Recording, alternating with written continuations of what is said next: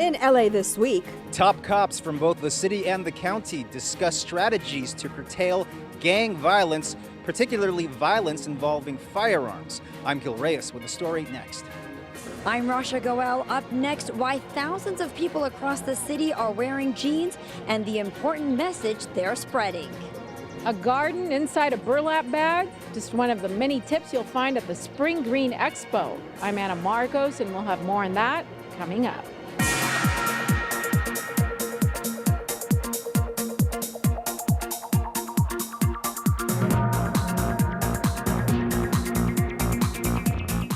hello and welcome to LA This Week. Thanks for joining us. I'm Yana Kay. Well, the most recent yearly crime stats show violent crime up in both the city and county of Los Angeles. LA's top cops talk strategy for bringing those numbers down. Gil Reyes has more from LAPD headquarters. Gil. Yes, Yana, both LAPD Chief Charlie Beck and LA County Sheriff Jim McDonnell discuss crime prevention strategies following recent spikes in violent crime, particularly gang crime involving firearms. The most recent yearly crime stats show homicides are up in the city of LA, mainly because of gangs. And this is the weapon of choice, according to law enforcement: stolen guns. And guns get passed from one gangster to another, and this makes prosecution sometimes difficult when you have guns tied to multiple incidents. That's why LAPD Chief Charlie Beck and LA County Sheriff Jim McDonnell talk about the importance of properly storing away firearms to prevent them from falling into the hands of gangbangers. Having a safe in your home, securing the weapon, put it in a way, realizing that when you go to a range or somewhere, you know, there's potentially somebody going to be watching you, knowing you have weapons, and then following you home. The panel, moderated by LA City Attorney Mike Feuer, author of some of LA's toughest gun laws. Feuer is also co-founder of Prosecutors Against Gun Violence. That's a national group of prosecuting attorneys focused on gun control. Many of those attorneys gathered here at City Hall to hear the chief's and the sheriff's strategies. California law prohibits convicted felons and people diagnosed with mental illness from possessing firearms or ammunition. The LAPD takes this law a step further by visiting their homes to see if they're in compliance. We go to every house, we do a door knock, we do a knock and talk. If we think that we're being denied for any reason, we get a search warrant. The LAPD says it conducted about 1,000 of these searches last year and collected nearly 400 illegally owned firearms. So that's 400 guns that aren't in the hands of folks that shouldn't have them, are less likely to be used in gang crimes and less likely to be used in mass shootings. Because all of us understand the connection between that and mental illness. Still, homicides in the city are up nearly 9% according to the latest yearly crime stats. 60% of those killings gang-related. The chief and the sheriff say open communication between law enforcement and communities will be part of the solution. At City Hall, Gil Reyes for LA This Week. The chief also says new safe storage laws, continued outreach, and gun buyback programs will also help. Well, people across the nation were invited to wear their jeans in support of sexual assault awareness. Rasha Goel has more on how the city of LA is participating in this social cause.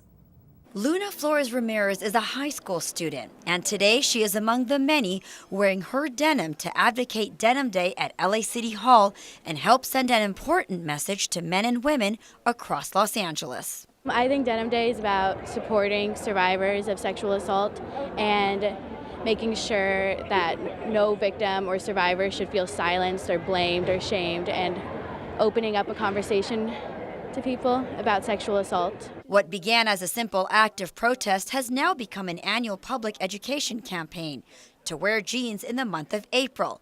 It began with a group of women supporting a survivor in Italy when a judge overturned a court's conviction of a rapist, ruling that the victim was wearing tight jeans and must have helped the attacker, and implying consent.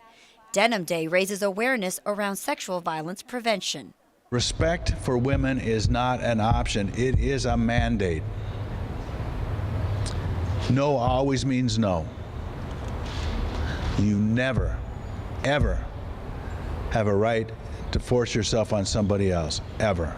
The Denim Day campaign started in Los Angeles 17 years ago and has become a worldwide movement. This year, the focus is on ending campus rape. Officials say 20% women and 5 to 6% men will experience sexual violence on college campuses. Denim Day is about supporting victims and survivors of sexual assault and about raising awareness. And sometimes I have to take a step back and think, what do we really mean by raising awareness? Sometimes it's just a matter of convincing people it happens here. It's a problem that we must deal with. Camilla Willingham's story is shared in this documentary, The Hunting Ground, a film about campus rape. I went to the Dean of Students' office, and she said, I just want to make sure that you don't talk to anyone about this. Officials say more than 2 million supporters from schools, clubs, corporations, and government agencies have signed up to wear jeans this year in support of Denim Day. In Los Angeles, I'm Rasha Goel for LA This Week. Denim Day is organized by the LA-based nonprofit Peace Over Violence. Well, a public-private partnership between LAPD and a startup is helping homeowners in 2 LA neighborhoods take a bite out of crime, thanks to an innovative tool. Thanks to this state-of-the-art doorbell, the owners of this home are keeping a close eye on their property, and they don't even have to be home to do it. Several hundred homes in the Wilshire Park and Country Club Park neighborhoods received free video doorbells like this one as part of a pilot program between the LAPD and Santa Monica startup called Ring. The goal is to help reduce a spike in burglaries. In the last 6 months of last year, compared to the same time the previous year, that particular neighborhood had a significant reduction in burglaries, approximately 55%, which is very significant. The device allows homeowners to monitor their property and front door from their cell phones, no matter where they are. It works as a doorbell in terms of that it's a Wi-Fi device with one-way video, HD video, two-way audio. Someone comes up and presses the button, you get a notification like a text message. It opens up into the app, and you can see and talk to who's ever there. And then it also has motion detection. Around 100 units have been installed so far. Palazzolo said these devices have proven effective. We have some anecdotal evidence that there is a deterrence factor, especially when somebody comes on and says, hey, can I help you? But Palazzolo said even though the devices have shown to help deter burglaries in the area, they're by no means the only crime prevention measure. He says residents should always be aware of what's happening in their community and keep an eye out for any suspicious behavior. Ring says it plans to expand the program to other parts of the country. Well, business and political heavyweights flex their muscle to expand the rights of transgenders. Gil Reyes explains the Transform California movement. Mayor Eric Garcetti is among a group of influential political and business leaders signing a pledge to support the transgender community. Maria Roman is a member. It has been challenging, living in a world that most often does not understand me, nor wants to. A world that quite frankly punishes trans people for what we represent and who we are. But big changes may be coming to California with help from some of LA's most powerful people. They've signed on to join a statewide coalition called Transform California, aimed at creating policies to protect transgenders in the areas of housing, healthcare, education, and employment. Count business advocates the LA Area Chamber of Commerce as members. As some states take steps to enshrine discrimination into their laws, California businesses will keep our doors open to diversity. This support comes as the LA City Council boycotts business with North Carolina and Mississippi for laws that council members say discriminate against the LGBT community. Sheer Avery says she's known the feeling since preschool. I would joyfully pull out the girls' clothes when we play dress up, only to be made fun of by the other students and ridiculed by the educators. Transgender individuals have a much higher rate of murder and suicide and assault and discrimination. It's just terrible, and it's about time we did something about it. More than 30 organizations, including churches and synagogues, have signed on to join the coalition. Outside City Hall, Gil Reyes for LA This Week. Los Angeles recently became the largest municipal government to set up an advisory council to champion the rights of transgenders. Well, LA Sanitation recently kicked off its annual citywide Earth Day LA event. Rasha Goel takes us there.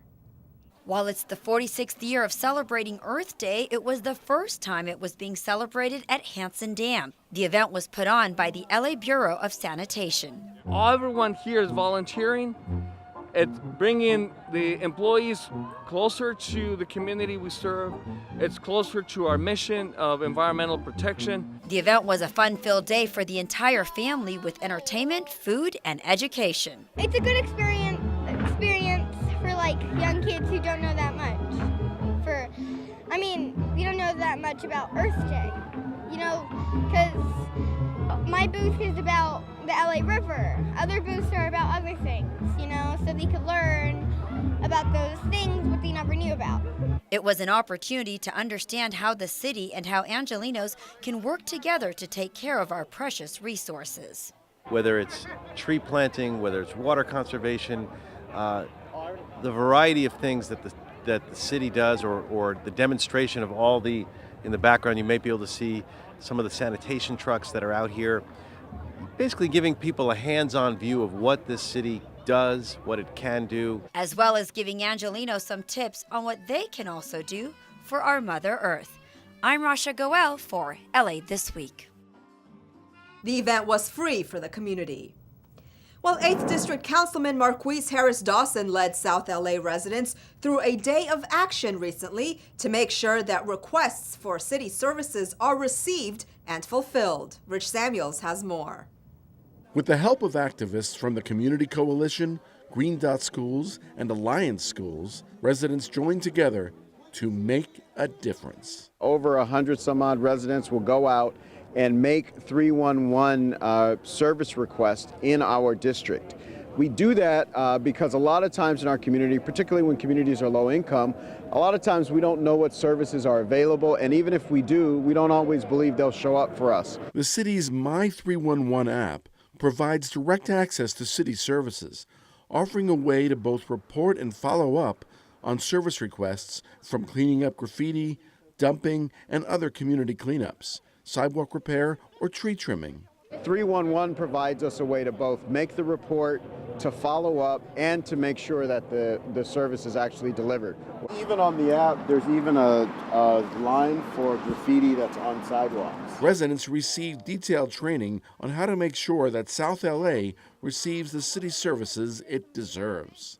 We're going to be doing research, we're going to be talking to our representatives, we're going to be talking to our neighbors, and I think it's going to make a big change because everybody is really tired of the situation. Everybody I talk to. Alone change is hard, but together it's inevitable. From the cleaner streets of South LA, this is Rich Samuels for LA This Week. Councilman Harris-Dawson pledges to continue holding days of action at locations throughout his district. Well, once a year, LA's Metropolitan Water District does its part for the environment by holding a Spring Green Expo. The event has continued to grow since its creation 9 years ago, and Marqueece takes us there. The 9th annual Spring Green Expo has plenty of lessons on living cleaner on Mother Earth. It takes 90% less water, 90% less space, and it reduces the carbon footprint, and there's no pesticide, herbicide, or GMO crop.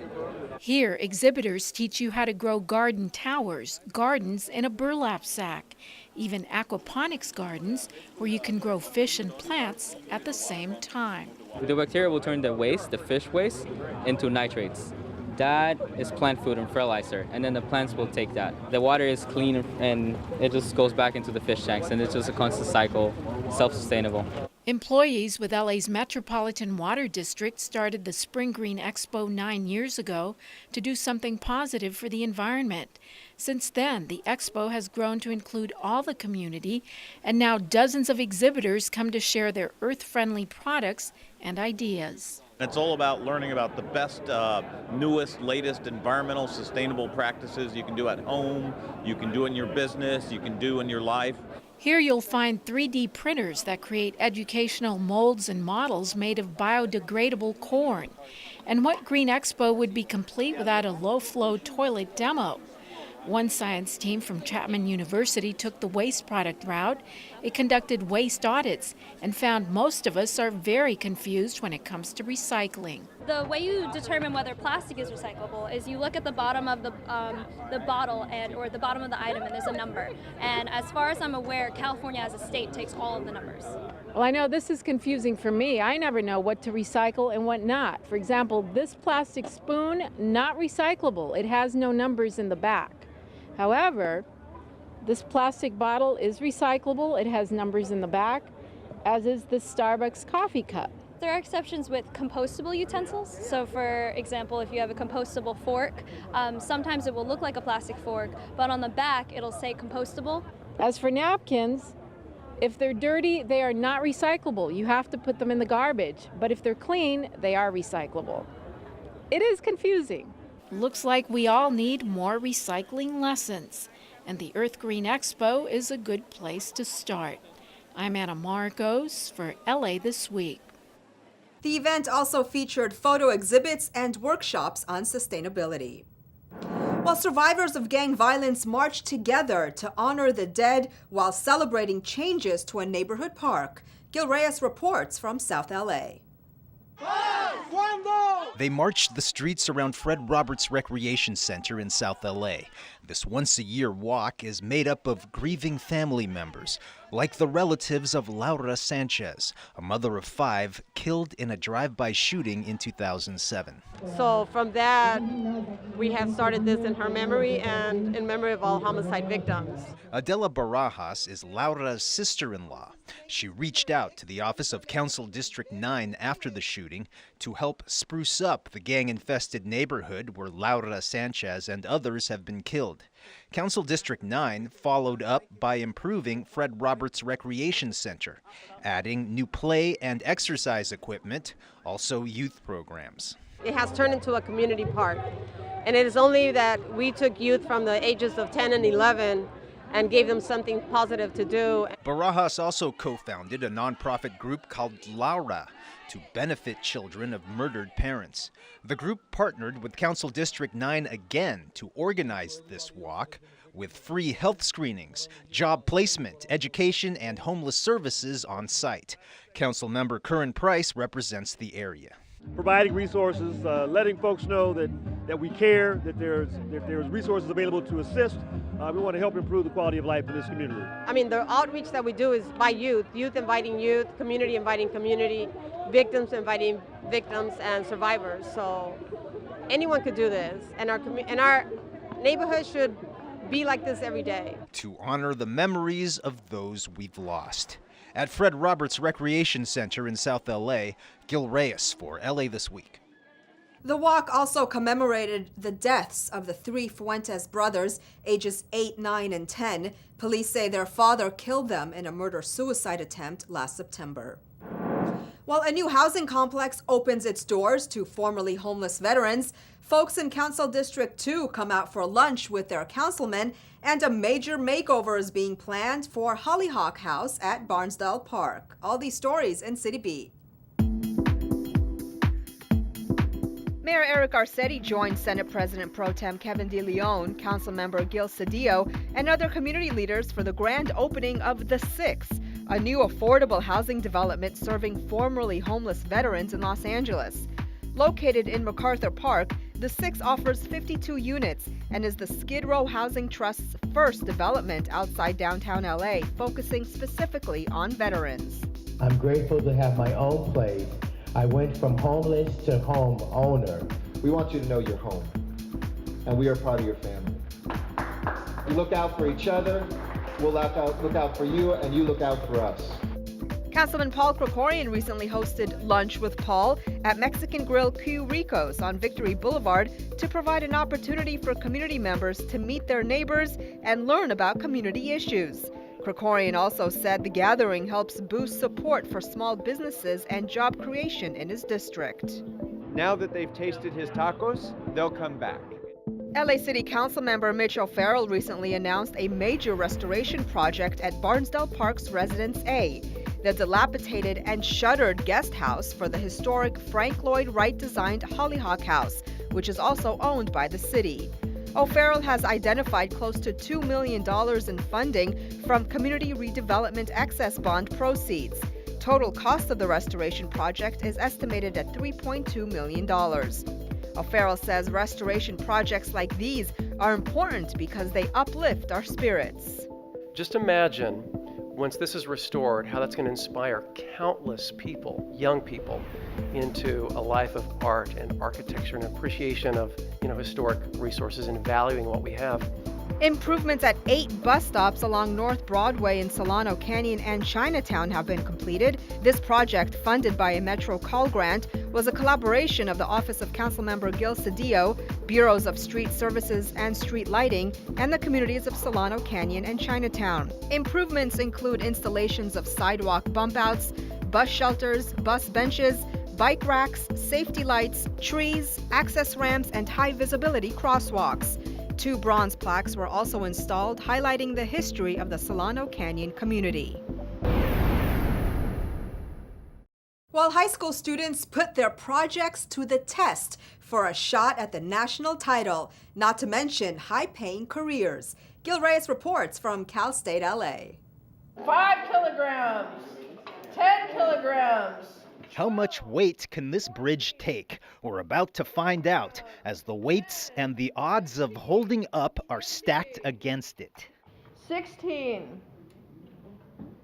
18, 20, 18 kilograms. It was definitely hard. Okay. Yeah. But it was fun though, right? Oh, it was definitely fun. Yeah, a lot of fun. 10 kilograms. 10 kilograms. Another tough break at LA's 15th annual high school bridge building competition. Teams from 8 different high schools compete to see whose bridge can withstand the most weight before breaking. It could take just an extra kilogram of pressure to make it all snap.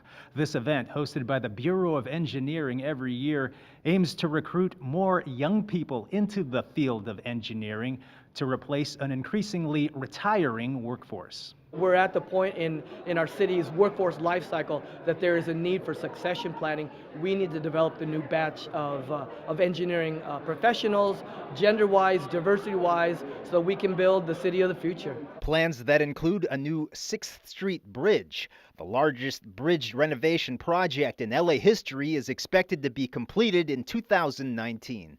As LA's transportation infrastructure grows, more people will be needed for high-paying jobs designing the bridges of tomorrow. I didn't want to have the basic job of like being in a desk and doing work all day. So this opens a new light for me because it shows I could be as creative as possible. Bureau of Engineering staffers mentored the kids during weeks of preparation. The students learned about theory, physics, and a lot about teamwork and how you can always work with the people you want. And I kind of learned how to get along with other people and just make friends. The top 2 finishers now head to the national competition in Chicago. At Cal State LA, Gil Reyes for LA This Week. Congratulations to the winner. Los Angeles High School and Lewis Continuation School took 2nd place. They're headed to the national finals this month. Well, the American Academy of Pediatrics says the majority of kids involved in bicycle accidents are not wearing safety helmets, increasing the risk of brain injuries in children. As Gil Reyes reports, officers hope a more visual approach will help them learn their lesson. 3. Here's what could happen to your skull if you don't wear a bicycle helmet. Your head cracked open on the cement after a nasty fall. Now let's see when your head's protected. See, no splatter. LAPD officers hope this lesson stressing the importance of wearing helmets sinks in. But now that I know that I have to have a helmet, I can be safe while riding a bicycle or skateboard. Norma Martinez is among the students taking part in this Walk, Ride, and Roll safety seminar. It's happening in partnership with the group Safe Moves. at LeConte Middle School in Hollywood. Well, LeConte has a skateboard park that the after-school students use, and a lot of them aren't wearing helmets, and we thought this was a perfect opportunity to stress how important helmets are when you're riding your bike and skateboard. And with all the media attention on concussions that football players are suffering, we want to bring attention back to what kids are suffering from traumatic head injury, death, and brain injury because they're not wearing a bicycle helmet. California law says kids under 18 must wear helmets when biking or skating. I wear the helmet, even though legally I don't have to wear the helmet, but I wear the helmet because you never know what's going to happen. It could save your life. So we encourage every single one of you to please wear a helmet. So don't be a melon head. Protect your noggin. In Hollywood, Gil Reyes for LA This Week. The Institute for Highway Safety says helmet use can reduce the risk of head injuries by 85%. While Ciclavia rolls into 6 South LA neighborhoods, if you love everything pickled and brined, check out the Pickle Party at Grand Central Market and enjoy your favorite classic movies under the stars. All this in this week's Things to Do.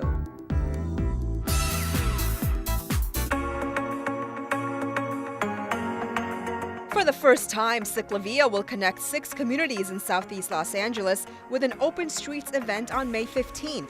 The communities of Huntington Park, Walnut Park, Southgate, Florence, Firestone, Linwood, and Watts will host the country's largest Open Streets event. Streets will be closed to cars and open for cyclists, pedestrians, runners, and skaters to use as a recreational space with nearly 10 miles of car-free streets. This Ciclavia is sure to be a great one with tons of music and shows planned at every hub. Hop on your bike on Sunday, May 15th. The free event goes from 9 to 4 p.m. For more, visit ciclavia.org. The first ever Grand Central Market Pickle Party will be a one-day edible exploration of all things pickled, brined, and fermented. The GCM Pickle Party will introduce visitors to the wide world of pickles and explore the cultural diversity of pickling traditions from around the globe. Market vendors will create one-time hashtag flash sale menu items based on pickled ingredients, and visitors will learn to pickle at chef demonstrations while also rolling up their sleeves to make sauerkraut alongside the country's premier fermenter. The public is invited to join the day-long kraut mob on Sunday, May 15th at Grand Central Market, located at 317 South Broadway from 10 to 5 p.m. For details, visit grandcentralmarket.com. It isn't summer in LA until the first cemetery screening brings hordes of movie lovers to Hollywood forever, toting folding chairs, picnic blankets, and snacks. Cinespia brings classic cult favorites to the hallowed resting place of such Hollywood greats as Rudolph Valentino and Bugsy Siegel. Moviegoers can enjoy DJ sets, dance parties, sleepovers, and more. It's the perfect summer experience under the stars in one of the best film venues in the city. On Saturday, May 14th, go back in time with Jeff Spicoli for a screening of Fast Times at Ridgemont High. Doors open at 6 and show begins at 8:30. For more, visit cinespia.org. And that's a look at some things to do. Well, that's going to do it for this edition. I'm Yana Kane. From all of us here at LA This Week, thanks for joining us. A reminder that you can catch us online at lacitybeview.org. You can also follow and like us on Facebook. We'll see you back here next week for more of LA This Week.